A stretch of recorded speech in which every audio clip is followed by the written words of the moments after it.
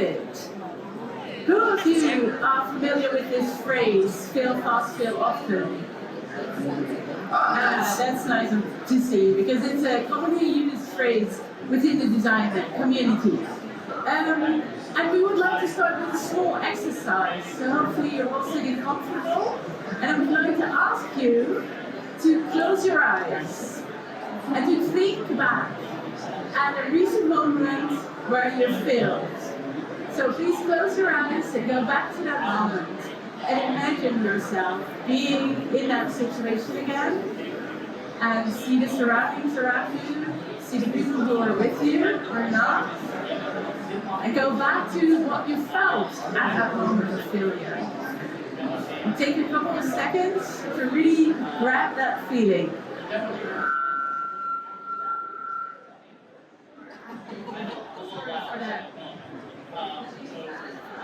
Can I go there? Okay. Sorry for that.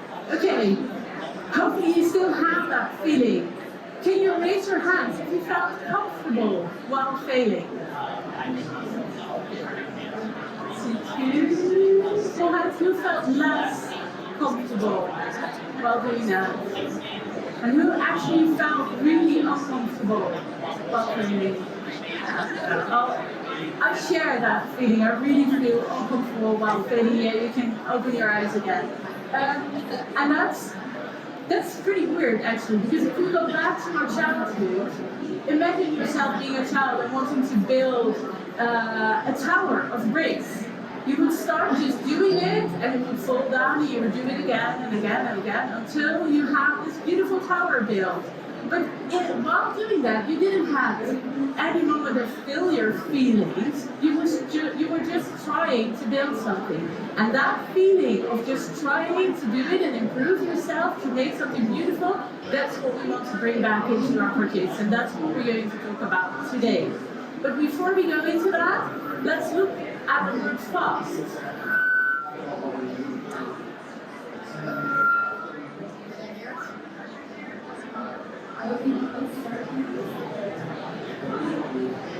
Now? Yeah. Can you hear us? Yes. Okay, cool. Let's have a look at the word fast. When clients reach out to us as consultants to be their partner to work on projects, we hear very often, if not every time, sentences like, we need it yesterday, or we know what we want, we just need to do it. And there are good reasons that triggers that sense of urgency in organizations, right? But when we want to go as fast as possible, we will risk to lose sight on important things like, do we actually serve our customers the best way we can? Do we support and help our employees to do that job? And how does that all tie up in our bigger picture of what we're trying to achieve as an organization? And these seems like very straightforward questions, right? But by our own experience, we know that they aren't. And simply because a lot of people need to align, and simply, and they're critical to defining that one vision as an organization. And when we skip on things like that in a project, we actually we miss out on important discussions that should happen earlier on in the project, like addressing expectations from stakeholders, or even simply figuring out what we want to get out of Salesforce as an organization. And all this can lead to a lot of different pitfalls, like low user adoption. But these are one side of our reality as consultants, right, on the market. But on the other side, when we actually get to fail fast and our clients allow themselves to fail fast, very positive things can happen. Like building a very strong sense of business alignment, which can accelerate all the decision making throughout the project. Or an increased employee engagement by involving the users, the employees earlier on. We create a sense of ownership of that solution and an excitement about that new solution coming up, and therefore we tackle on the increased user adoption as well. We also improve the customer experience, because when we also take the courage to include our end consumers in that process, while we make sure that we design that solution with them in mind at any time. But before we go any further, we would like to introduce ourselves and show you why we are here on stage to present on that topic to you. First of all, personally, I'm Amira, and I'm a senior service designer at Nextview. And I'm Ilka. I'm design lead with the industrial design background. I'm now actually scaling up the expertise of design within Nextview, and next to that, I'm managing a great team of designers with all different kind of backgrounds, from UX design to strategy design and everything that comes together. And we share this great passion for human-centered design to ensure and enforce us to actually have the entire Nextview organization to make sure that the system actually fits the user instead of that the user has to fit the system. And that's what we try to do as the entire Nextview organization at our clients' projects. And Nextview is actually Design Lab's Salesforce partner. We're independent and we're European based. And we created this Design Lab approach to enforce ourselves and to enable ourselves to do this at clients. I can speak half a day on that, which I won't be doing here today. But you have the flyer, so if you scan the QR code, you're directed to our website explaining more about our Design Lab approach. And after this session, we will be at Can Design next to here, and you can always address us and ask any questions on this.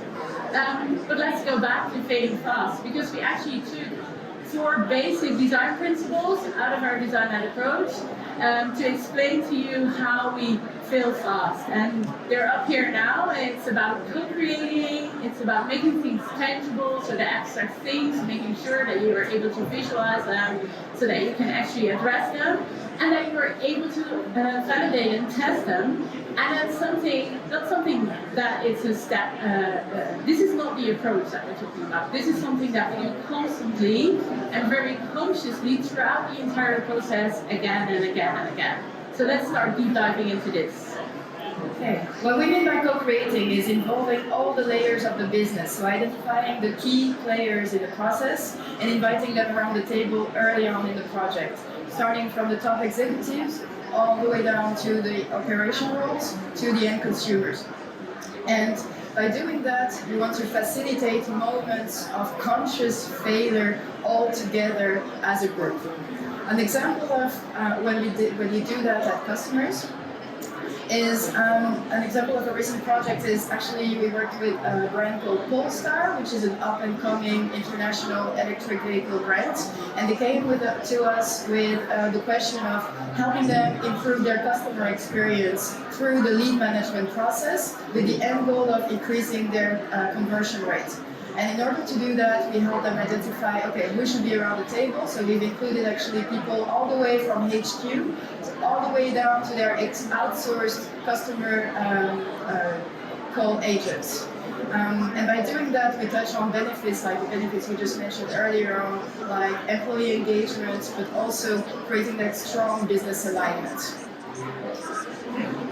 By making it tangible, we mean visualizing in one way or another an idea or a concept. Simply because words mean so many things from one person to another, by drawing or creating that very quick and dirty prototype that no one can interact with, but really just being able to see it, or mapping a process, the discussion becomes much more tangible and visual, and therefore much more efficient. Another example of what we did at Polestar is that we've actually all together with them co-created that future vision of what their lead management process could look like. And we've actually printed it in a poster that you can see here with great definition. We printed that service blueprint, and by the way, a service blueprint is an asset that combines all the layers of a process by pinpointing all the interactions and different steps of a process, starting from the end consumer, which we always put at the first layer actually, the internal stakeholders, and we even go as deep as the system being used in that process. So you really have that one view on your process with a service blueprint.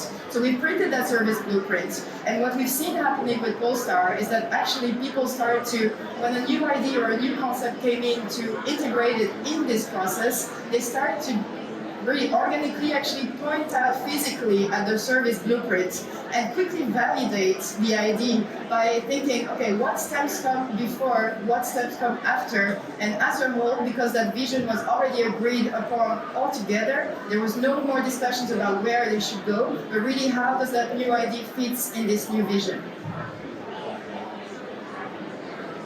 And that's actually a perfect example about on the third design principle that we have here, because that validating and that testing is so important. And when I call out testing, most of you probably will think about usability testing or UIT testing. Well, that's testing in that area of UX and UI design. And that's definitely very important. But what we want to bring in with Failing Fast is actually testing and validating already in the very first moment that you start the project. So this example that Amira gave is already one good example of that. And here let's have a look at another example. For Greenmo, it's a Dutch rental organization who rents electric and non-electrical vehicles. And even before we started building the Salesforce system, we already started. I lost my text for a second. We already started validating on that process. So we went into the actual work of the field engineers. And we looked at how are they working, and their workload sometimes was extremely high. And by having this high workload, they lacked the moments of communication with the actual customer. And by just going through that process of their work in a day-to-day basis and looking at it and validating and testing their actual process before building the Salesforce system, we already could come up with improvements on, hey, we could automate that communication to that customer and take off that workload from the field engineer. So that's a way where you can already start very early on improving customer experiences, business processes before you even start building the Salesforce system, and therefore prevent, and then we can go on already to the next one, prevent the actual rework cost and rework time that might come along. So by iterating this, by showing service blueprints first, visuals of customer journeys, first visuals of internal processes, first very low fidelity mock-ups on how the Salesforce system is going to look like and what the actual use for the employee is going to be, gives you the ability to already validate and test so much more, and that will lower the cost of rework and definitely will improve the time to make sure that you get that you're able to go live with a system which is actually useful for that employee. And let's look into what else is required to fail fast. Yeah, and from everything we mentioned just earlier, really what your most valuable asset here are people. And it's not about inviting the whole company around the table, right? It's, again, identifying these key players, who is involved in that process, but also making sure that all the layers are represented. So making sure these people are involved, making sure that they commit to that project, which will start a sense of alignment from the beginning of the project. Have them come in with an open mind, being ready for that failure process, which might be uncomfortable at the beginning, but which will create much more success in the end, and their willingness to spend time and effort on that project.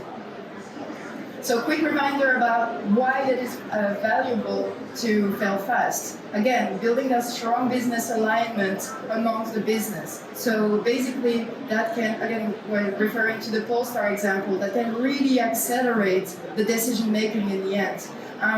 Increasing employee engagement, because employees are involved from the beginning. They are getting excited about this new solution. There's a sense of ownership. They've co-created it with you. And therefore that will result in a higher user adoption in the end when the system goes live. And as well as an improved customer experience. So again, when you really include or even just think about the customer from throughout the project, you make sure that you don't miss out on key requirements from their perspective. But also what we've seen on projects by involving customers, sometimes clients are a bit afraid of involving their customers, but actually what we've seen happening is that customers are actually really happy and excited to be part of that project, and it actually impacts the brand image, and they really see that the brand cares about what they think and how they use their system or their service. So, once again, it's about that co-creation, bringing people together. It's about making it tangible, so make sure that you have a visual or that you have something that you can show, that you can hold on to make it as concrete and as touchable as possible so that you can validate it with people, that you can talk about it, that you can test it and do that over and over again. It sounds easy, right? And it actually is. The hard thing is to do it very consciously and to do it constantly on your project. But let's give that another exercise, because you can start with this already next week. So I'm going again to ask you to close your eyes and to go back to one of the projects that you will be working on next week and think of that one thing that you might be able to visualize and that you want to test and validate next week. So don't bring it too big, keep it small, and take a couple of seconds to come up with that idea. And raise your hands if you have that idea in mind of what you could do next week. Let me see the hands who has something in mind. Okay, well, thank you, and I wish you happy failing next week.